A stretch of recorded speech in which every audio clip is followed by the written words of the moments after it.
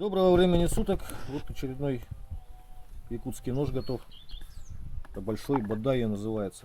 Хотелось вот пресечь некоторые разговоры по тому, что там нож этот носит там чисто это коммерческие проекты и так далее. То есть это нож, который создан в древних условиях и в суровом климате очень. И по поводу кузнецов, что там якутские кузнецы, откуда они взялись, я вам скажу, что в любом народе есть мастера своего дела. И тут все дело в практике. Называют его кусок заточенной трубы. Я хочу объяснить, для чего этот дол нужен. Он, во-первых, облегчает очень нож, то есть много занимает металла. Если взять аналогичный нож по габаритам, то есть длина, ширина, толщина, то якутский нож будет легче, чем другой. И теперь вот для чего сам непосредственно дол нужен. То есть вот на примере резины это хорошо видно, но там вот в тех частях обычно мясо мороженое практикуется. И вот я хочу сказать, что вот когда проникает, в этом месте нет сопротивления. То есть проникающее действие у него намного больше, чем у другого любого ножа. И также при резе тоже вот.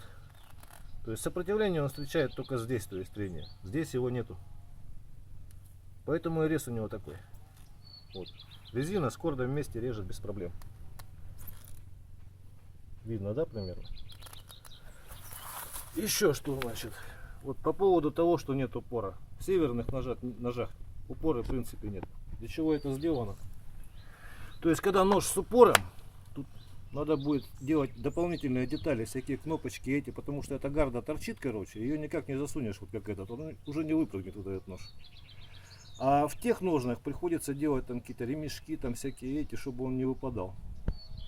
Этот кнопочка это отслетела, допустим, нож вы можете легко потерять. Здесь это исключено полностью. В то же время одной рукой его вытянуть можно, то есть пальчиком упираетесь, и он у вас внутри уже. Так, третье, значит, отсутствие гарды. Что еще, короче? Это все исправимо, потому что вот проникающее действие у него, во-первых, и так лучше, чем у любого ножа, потому что здесь дол этому способствует. А во-вторых, вот, короче, вот просто дело в хвате, привычки. Хватаете его и втыкаете, то есть он... Сила удара получается очень прилично. То есть кончик зашел, вот примерно видно насколько. Это поперек. Вот поперек он вошел, короче, на 2 сантиметра в сосну.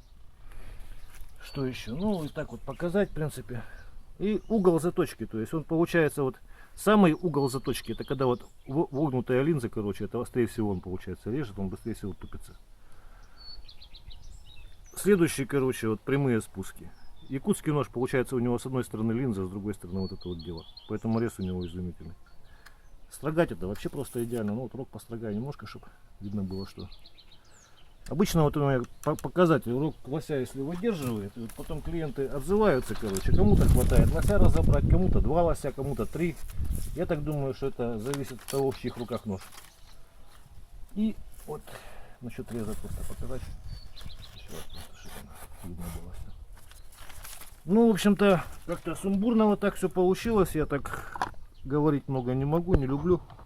А, ну вот про вилочку покажу, еще такая вот фишка. То есть автономный нож полностью, его можно всегда заточить. Часто вот пишут там про Рокстеды, про Хаттори, которые там 67 твердость заточка. Я считаю 57 оптимально, то есть его в любой ситуации можно поправить. Те ножи вот там говорят 10 лосей хватает ободрать. После 10 лосей, короче, в России его никто заточить не возьмется, то есть отправлять на фирму-изготовитель. Если вам это надо, то, ну, конечно, на вкус и цвет товарища нет. В общем, всего доброго, до свидания.